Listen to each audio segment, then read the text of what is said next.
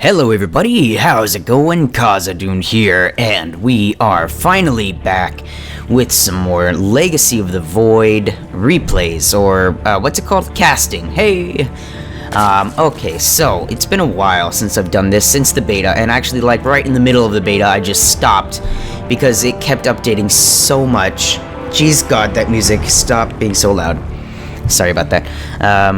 The beta just kept updating so goddamn much that I couldn't find any replays that were up to date, and so I just gave up. Forget it. I'll just do it when the game comes out. So here I am. The game is out. I'm back. I spent a good couple weeks being kind of obsessed with Fallout 4, and I only just now recently got into Legacy of the Void. But it is so much fun. So anyway, without further ado, let's go ahead and introduce our players. It's going to be a Zerg versus Protoss on the map Dusk Towers in the bottom, what do you suppose that is? 7 o'clock position? There is, from Team Liquid, TLO. That's fun to say. Anyway, let's go ahead and have a look at our Protoss buddy up here, the purple Protoss. It looks like he's been to E3. I'm not sure who. I don't know where you get that. I don't know what that is. Anyway, from no team at all, it appears, we have Puck. I like that name. It's a good name. Anyway, as you can see, this is the map here is called Dusk Towers. It's a pretty good size map, not the biggest like Ruins of Ceres or anything, but it should allow for some pretty sweet back and forth action. It looks like I would say, you know, what am I trying to say? There's this big middle alley. I would expect to see a lot of engagements happen, but TLO loves his Zerglings in this game, it looks like. I've seen a few replays. And Zerglings being the fastest unit in the game can easily just... Oh, you know what? Maybe not, because there's rocks blocking these sideway sort of areas here. So this may actually be a lot tougher to get around. Is that? No, I guess not. You could go through here. Anyway, each person has an expansion in their back that they can take pretty much instantly, and all of a sudden the music is very quiet now, which is very useful for getting that economy really going as fast as possible.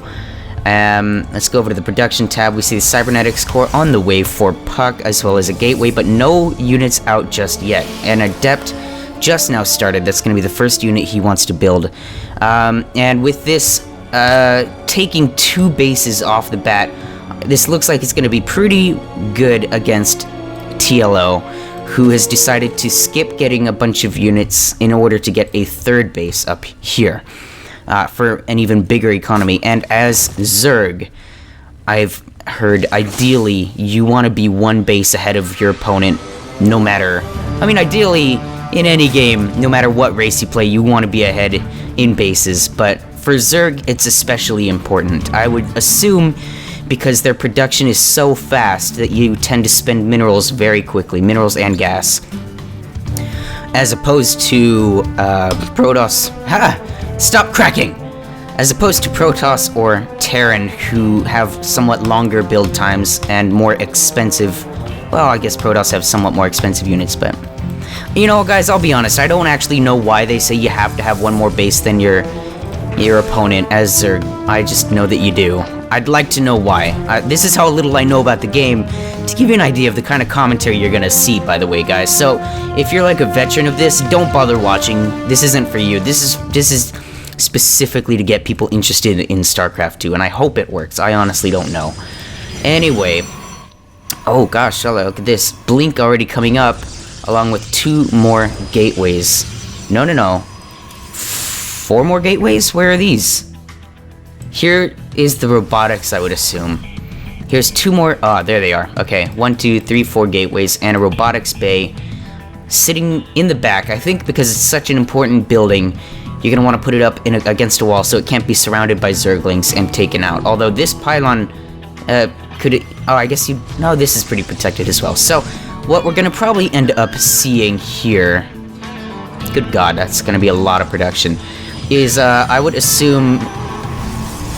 I would think he's gonna want to put... No, not oracles. What am I saying? A warp... Oh, okay. I've seen this before. But I think it was... I saw the DreamHack tournament where Huck did this against somebody. if this is what I think it is going to be, all we have to do is see a couple of sentries. I may be wrong about this though. The warp prism they take along to warp in units on the front lines here. It's going to be interesting. So, got a couple of Zerglings trying to poke into the base. They saw an expansion, a couple of stalkers, but none of the tech. So they don't know. Oh, well they know now. Oh, there it is. Okay, this brave overlord has sacrificed himself to find out. Aha. Okay, he's got a robotics facility. That means immortals. That means I would assume he's probably thinking he's going to do a lot of immortals, so you're going to want to build a lot of Zerglings to counter that, and as a result, we see a lot of Zerglings coming out right there. But no rally point. TLO's 4th base is actually about to finish, which is exactly what I wanted to see in this game. I love the fact that they get a lot of bases in this. That's my favorite feature. That's my favorite, well, a bit of wasted energy here as you've, Mothership Core has overcharged both of these pylons, sort of unnecessarily, because the Zerglings just run away immediately. Okay, here's the attack coming in, warping in a lot of Stalkers. No sentries or any other kind of support unit. Looks like we're just going to be handing this off to the Stalkers and see how well they do. And as a result, as a result of this, and as a result of that, we're going to see a lot more Zerglings come out. Zerglings, when they can surround Stalkers, are just insane, but Stalkers getting in a pretty good position. A nice blinking up on the cliff, but this squad of Zerglings already ready for that. And look at this, Adept's not going to do so well. And with this huge amount of Zerglings that TLO loves to get, he's just trapped himself in like a fool. Yeah, if these Zerglings could have gotten around the back, that would have been it for this attack, but they've locked themselves in with this poor probe. He's like, okay, just ignore me and we'll all be okay. Anyway, this attack actually forcing the workers to be leaving this base, so this base is basically useless at the moment.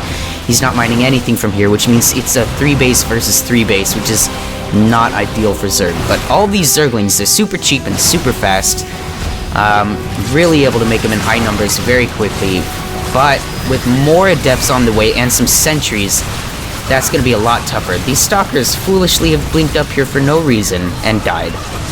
Okay, but the Queen's coming out here, and some Hydralisks, exactly what you need against a gateway army like this.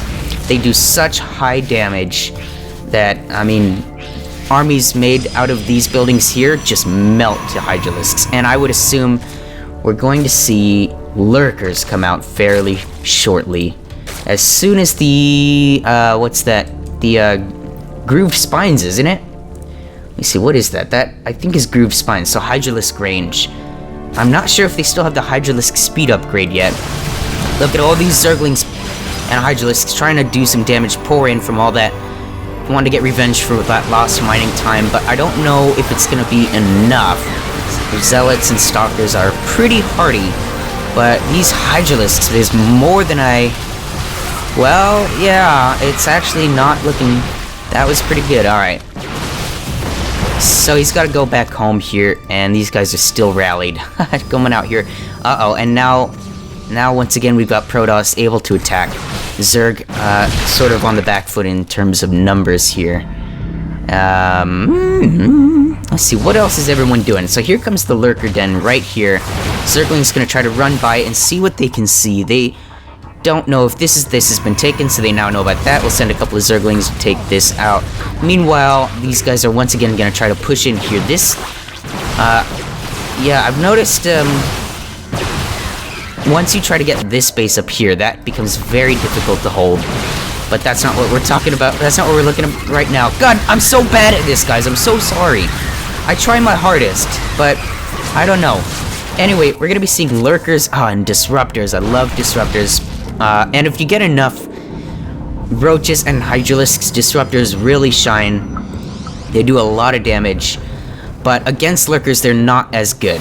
A few, actually, Oracles and a Mothership Core here to overcharge these and push away those Zerglings. Looks like this is not going to be easily contested. Meanwhile, they've got this hatchery. Oh my god, that's actually kind of a big deal. Now he's got to spend the resources and the lost mining time to get this thing back up, and it's, for that whole time, actually Protoss is going to be ahead in bases for a little bit, which is huge. Oh god, I love casting these high-level replays, because you never know what's going to happen. Now, I would say they're gonna start teching up. So we got disruptors coming out, which is obviously useful. I want to see what else we do. Otherwise, I mean, if we're just gonna sit on Stalker, Disruptor, Adept, which is useful. Okay. Here we go. He's picked up a Disruptor, and he's gonna shuttle it on over down, I would assume, over here. But there's not a lot of workers. Okay, where did it go? Did it just get... Did I just miss something? Oh, watch out. Oh! Boom! Okay, got a... Sorry. Got a couple of them there. And this guy is dead. He's lost all of that for 3 Hydralisks. I'd say that's not terribly worth it. However, Lurkers are so strong against these guys. I'm not entirely sure how he's going to deal with this. Obviously, this Observer right there is going to be key to spotting them. As long as this Observer stays alive, which it goes down. So now, these Lurkers, he can't see them. There's no detection around.